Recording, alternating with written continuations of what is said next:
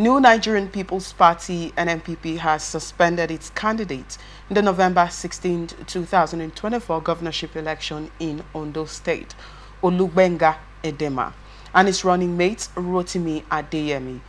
Edema and Adeyemi were suspended indefinitely along with the chieftain of the party, Isreal Ayeni, during the party state working committee (SWC) in Akure, the state capital.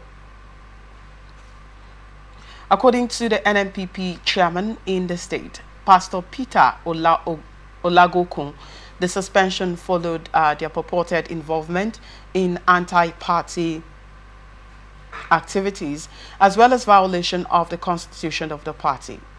Olagokun further stressed that the Edema took the party to court without exhausting the party's internal resolution mechanism. The chairman of the party hinged the SWC decision on suing in the name of the party without recourse of the appropriate stakeholders at both the state and national levels.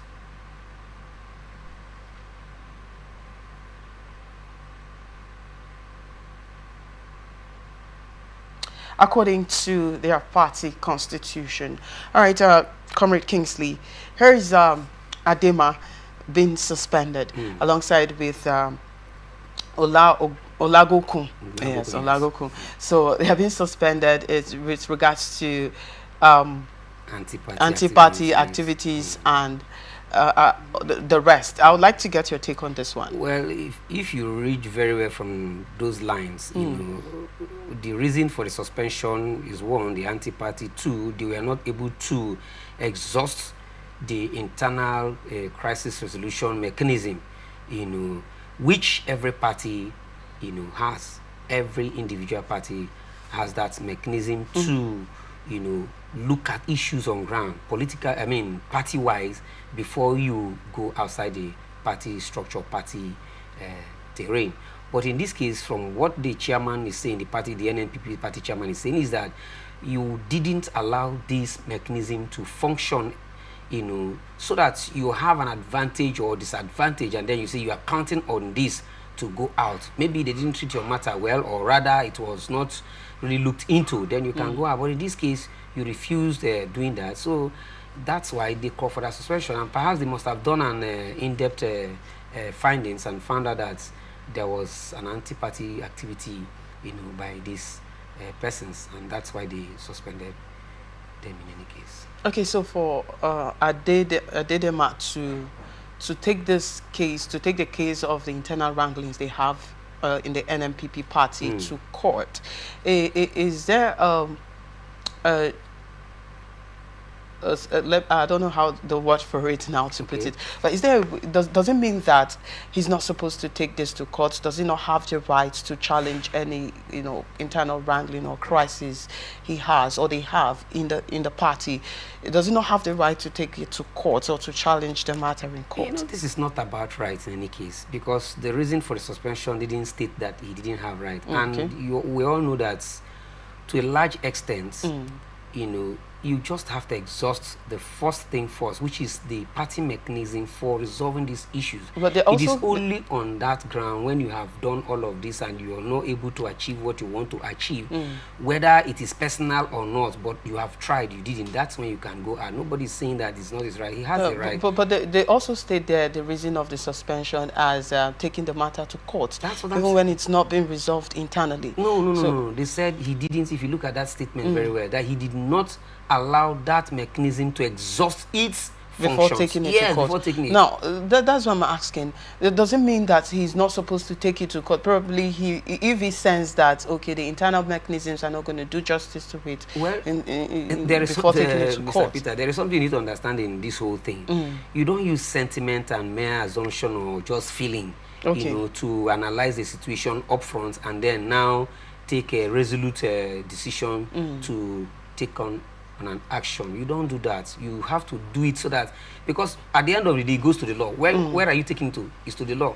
Do you use spiritual matters? I mean, you say you're holding something in your hands and then you're telling your lawyer or the chief judge that this is what I'm holding in my hands, whereas they are not saying anything. No, everything has to do with reality. They do with facts and findings, the things that are real that they can see, the things that are the causes of, you know, whatever has happened. This is why I did this is why I didn't do that. practical things they can see and not just a mere say. And if you want to say anything, you must defend it beyond reasonable doubt. So if you have not, if the party chairman is saying that you have not exhausted this mechanism, that means that they are expecting that even though you have started, it should get to the point where everybody should say, okay, this cannot go, that cannot go. For instance, take for the PDP thing, for instance, you know, they agreed these people should continue their tenure, that is, the Demagogue should continue their tenure, and at some point, they are coming out again to say, no, Demagogue should go. At this point, it's difficult for them to resolve it internally. So the legal institution has to come in here to let them know that if you have agreed that this is how we want it to be, it's a binding thing on you people. How can few of you suddenly wake up again and say you don't agree again? When you agree, it was everybody. Now you don't agree, it's few persons. Whatever the case may be, you have to look at it holistically. That's where I'm going to look at it holistically. Don't look at it from just your own feeling alone. Just look at it from the whole cycle of it. Okay, the thing is, we are just even getting the statements from the party. We've not heard from Edema himself. Yes, that's it. That's to actually know his own stance and his own opinions. But then, do you also think that, okay, in your opinion, what do you think he would have done in terms of, instead of going to the court, what do you think he would have done? Frankly, he should have exhausted those peace, resolving mechanism in his party. There is no institution that will run without a principle or guideline, and you must, very well get acquainted with it and work with it. You understand? So I believe, like you said, we've not had his own part. Yes, we're only just deliberating on the part that we have actually had. From the official by the time you call him now, he will tell you his own part. Perhaps, like you said, he may have also made efforts, and maybe some persons try to block him, because things like that happen. They may just try to frustrate him, and out of frustration and nowhere to go, he will just be like, okay, let me take it out, let me just shout so that people will know what is happening. You can't take that away from him too, in any case. But otherwise, my opinion should have been that he should have exhausted, this their peaceful, resolute, mechanism before going out.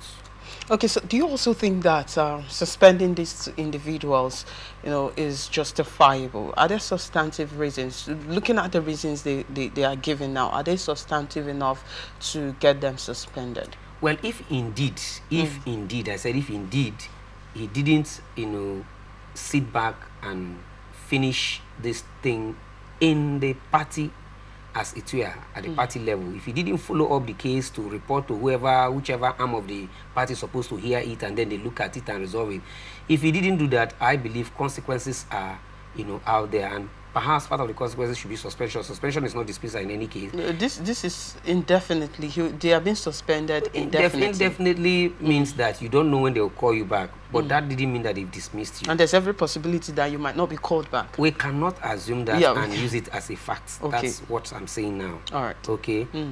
Indefinitely means whether it's short or long. That's it. You don't know. You just do not know, but you have not been dismissed yet.